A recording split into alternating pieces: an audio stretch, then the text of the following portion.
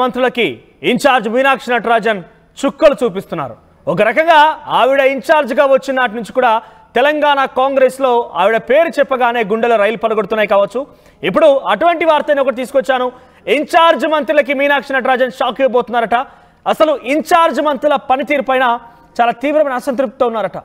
మంత్రుల పనితీరు పైన ఎమ్మెల్యేలు ఫిర్యాదు చేస్తే మంత్రుల్ని ఆ చోట్ల నుంచి ఆ ఇన్ఛార్జ్ బాధ్యతలను తప్పించి దాని స్థానంలో ఆ ఇన్ఛార్జీలుగా సీనియర్ ఎమ్మెల్యేలని, సీనియర్ ఎమ్మెల్సీలని, సీనియర్ పార్టీకి సంబంధించి ప్రజాప్రతినిధుల్ని నియమించాల్సిందిగా ముఖ్యమంత్రి రేవంత్ రెడ్డికి రిఫర్ చేశారట.